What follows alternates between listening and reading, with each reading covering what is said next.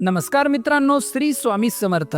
प्रेमाचा विषय आला की आपल्या चेहऱ्यावर एक वेगळीच चमक येते, पण या सुंदर भावनेमागे एक काळा कुट्ट चेहरा लपलेला असतो. एक असा चेहरा जो तुम्हाला आतून पोखरून काढतो आणि तुम्हाला कळतही नाही.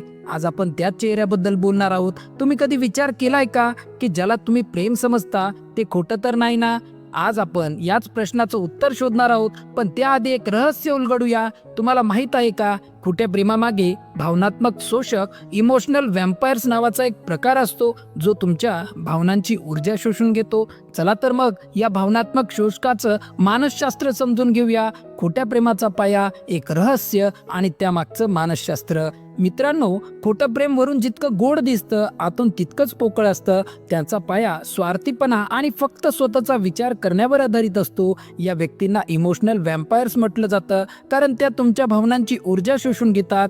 त्यांना तुमच्याकडून फक्त प्रशंसा, महत्त्व किंवा भावनिक आधार हवा असतो. तुम्ही त्यांच्या आयुष्यातील एक सप्लायर असता. यामागचं मुख्य कारण म्हणजे त्यांची असुरक्षितता. त्यांना सतत भीती वाटत राहते की ते एकटे पडतील आणि त्यांना कुणीतरी सोडून जाईल. त्यामुळे ते तुमच्यावर सतत नियंत्रण ठेवण्याचा प्रयत्न करतात, कारण त्यांना भीती असते की तुम्ही जर दूर गेलात तर त्यांना मिळणारी भावनिक ऊर्जा संपून जाईल. अशा नात्यात सत्य आणि पारदर्शकता नसते, फक्त स्वार्थ असतो. आता तुमच्या डोक्यात अनेक प्रश्न आले असतील. तुम्ही आतापर्यंत पाहिलेली स्वप्न, ऐकलेली आश्वासने, ती खरी आहेत की खोटी? तुमच्या नात्यात नक्की काय चाललंय? या प्रश्नांची उत्तरे देणारी ती 10 लक्षणे आता आपण पाहणार आहोत. ही लक्षणे तुम्हाला आरसा दाखवतील. तुमचं प्रेम खरं आहे की खोटं हे ओळखायला ही लक्षणे तुम्हाला मदत करतील. चला तर मग आपण आपल्या पहिल्या लक्षणाकडे वळूया.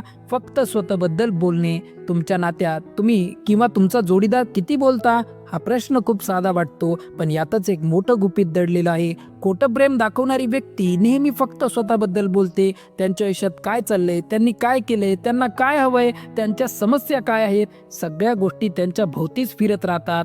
तुम्ही त्यांच्यासोबत बसला असाल तेव्हा तुमच्या लक्षात येईल की संभाषणात फक्त त्यांचीच चर्चा असते. तुमचं आयुष्य, तुमची स्वप्न, तुमच्या समस्या, तुमच्या भावना याबद्दल त्यांना काहीच विचारायचं नसतं. आणि जर तुम्ही सांगायला लागलात तर ते मध्येच थांबतात किंवा विषय बदलतात. तुम्ही कधी विचार केलाय का की असं का होतं? यामागचं कारण हेच आहे की त्यांच्यासाठी तुम्ही फक्त श्रोता असता. त्यांना तुमच्याकडून सहानुभूती हवी असते, लक्ष वेधून घ्यायचं असतं, पण तुम्हाला काही देण्याची त्यांची तयारी नसते. त्यांच्यासाठी तुम्ही फक्त एक श्रोता असता. पण जेव्हा तुमच्या भावनांचा प्रश्न येतो तेव्हा मात्र चित्र पूर्णपणे वेगळं दिसतं. चला तर मग आपल्या दुसऱ्या लक्षणाकडे वळूया.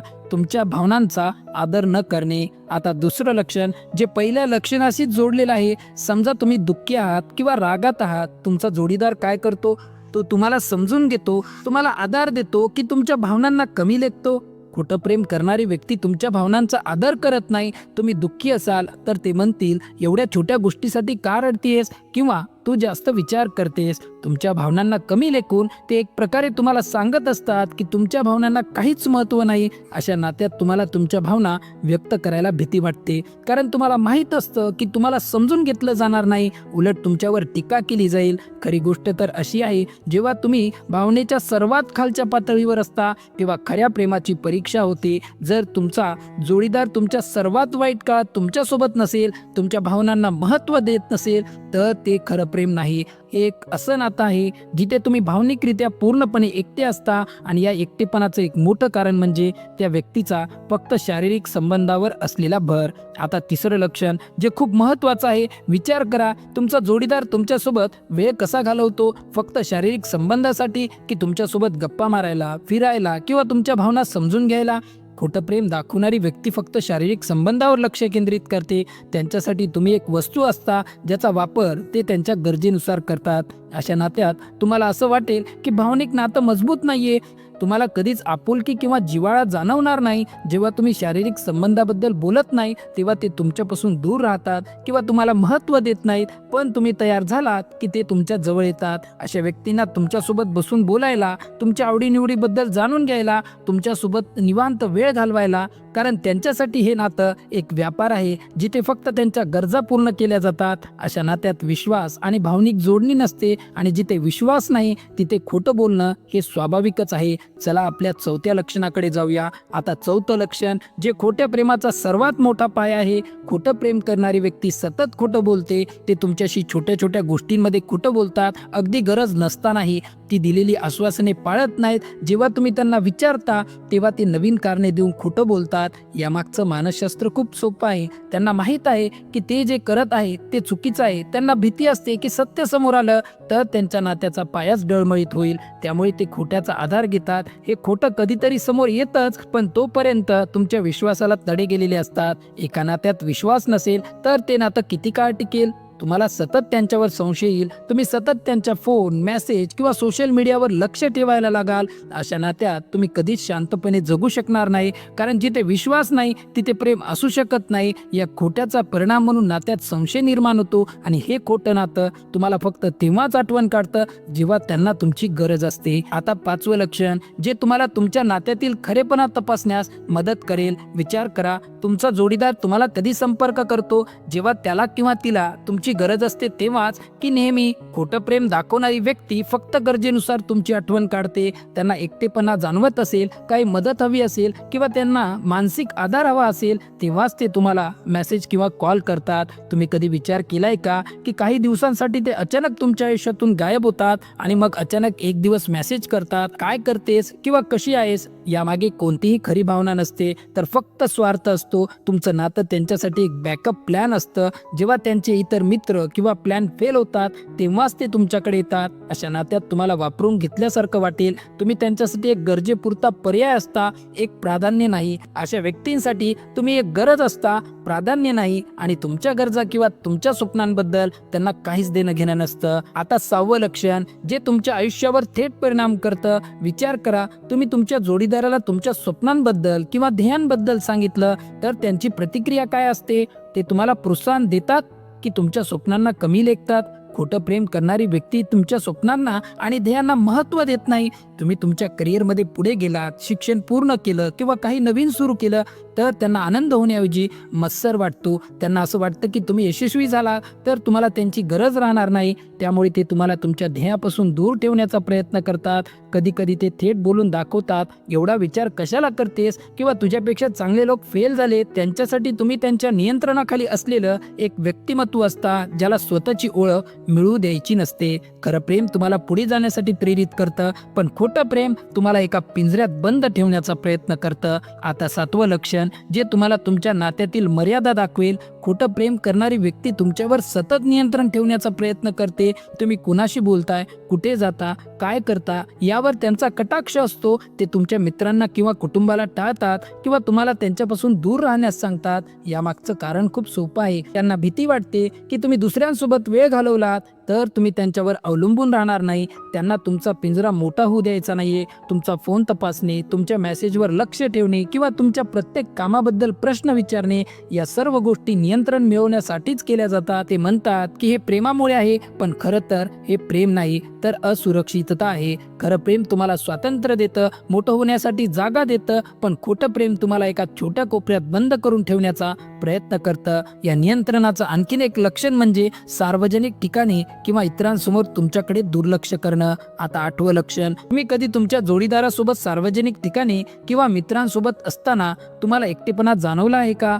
खोटं प्रेम करणारी व्यक्ती सार्वजनिक ठिकाणी तुमच्याकडे दुर्लक्ष करते. ते तुम्हाला त्यांच्या आयुष्याचा भाग मानत नाहीत. मित्रांसमोर ते तुमच्यासोबत बोलायला किंवा वेळ घालवायला टाळतात. यामागचं कारण हेच आहे की त्यांच्यासाठी तुम्ही फक्त एक गुप्त गोष्ट असता. त्यांना तुमच्यासोबत त्यांच्या मित्रांसमोर व त्यांच्या सोशल मीडियावर दिसण्यात लाज वाटते. ते तुमच्याबद्दल त्यांच्या मित्रांना सांगत नाही. ही एक अशी वागणूक आहे जी तुमच्या मनात संशय निर्माण करते. तुम्ही विचार कराल, मी त्याच्यासाठी काय आहे? खऱ्या प्रेमात अभिमान असतो. तुमच्या जोडीदाराला तुमच्यावर अभिमान वाटतो आणि तो सगळ्यांसमोर तुम्हाला आनंदाने स्वीकारतो. पण खोट्या प्रेमात फक्त दुर्लक्ष आणि लपवाछपवी असते. हे दुर्लक्ष दाखवतं की त्यांच्यासाठी तुम्ही एक गुप्त गोष्ट आहात आणि जेव्हा कोणतीही चूक होते तेव्हा दोष मात्र तुमच्यावरच येतो. आता नववं लक्षण जे खूप धोकादायक आहे. खोटं प्रेम करणारी व्यक्ती स्वतः चुकीची वागते आणि त्याचा दोष तुमच्यावर टाकते. त्यांना म्हणतात गॅस लायटर्स. ते तुम्हाला सतत असं फील करून देतात की तुम्हीच चुकीचे आहात, तुम्हीच सर्व प्रॉब्लेमचे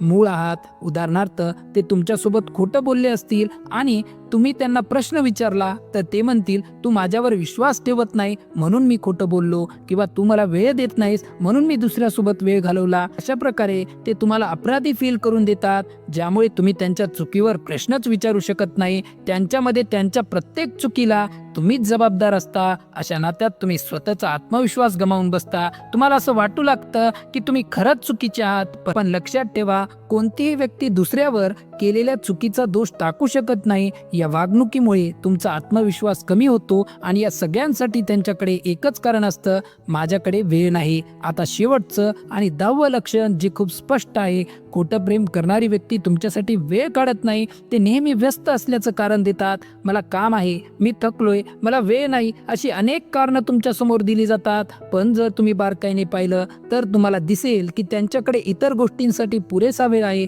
मित्रांसोबत फिरायला, सोशल मीडियावर वेळ घालवायला किंवा इतर काही काम करायला त्यांना वेळ असतो, फक्त तुमच्यासाठीच नसतो. यामागचं कारण हेच आहे की तुम्ही त्यांच्यासाठी प्राधान्य नाहीत. खरं प्रेम तुमच्यासाठी वेळ काढतं, मग कितीही अडचणी असल्यात तरी. पण खोट्या प्रेमात वेळ हा फक्त एक गुंतवणुकीचा विषय असतो. त्यांना तुमच्यासोबत वेळ घालवण्याची गरज वाटली तरच ते वेळ काढतात. जर तुम्हाला सतत माफ कर, आज वेळ नाही असं ऐकायला मिळत असेल तर याचा अर्थ स्पष्ट आहे की तुम्ही त्यांच्यासाठी महत्त्वाचे नाही, तुमच्यासाठी वेळ नाही, कारण तुम्ही त्यांच्यासाठी महत्त्वाचे नाही. आणि याच विचाराने आपण आपल्या निष्कर्षाकडे वळूया. मित्रांनो, आज आपण खोट्या प्रेमाची 10 लक्षणे पाहिली. हे सर्व ऐकल्यानंतर तुम्हाला एक गोष्ट लक्षात आली असेल की प्रेम हे तुम्हाला आनंदी आणि सुरक्षित वाटायला लावतं, भीतीदायक किंवा असुरक्षित नाही. जर तुमच्या नात्यात यातील काही लक्षणे असतील तर एकदा शांतपणे विचार करा. स्वतःला विचारा, माझ्या भावनांना या नात्यात खरंच आदर मिळतोय का? लक्षात ठेवा, तुम्ही खूप मौल्यवान आहात, तुमच्या भावनांची किंमत आहे. काही नाती तोडणं हे खूप कठीण असतं, पण कधी कधी काही गोष्टी सोडून देणं हेच आपल्या भल्यासाठी असतं. खऱ्या प्रेमात तुम्हाला स्वातंत्र्य मिळतं, आदर मिळतो आणि सर्वात महत्त्वाचं मानसिक शांती मिळते. म्हणून स्वतःवर प्रेम करा, स्वतःचा आदर करा आणि खऱ्या प्रेमाची वाट बघा. आजचा व्हिडिओ तुम्हाला आवडला असेल तर व्हिडिओला एक लाईक करा. आता भेटू पुढच्या व्हिडिओमध्ये. श्री स्वामी समर्थ.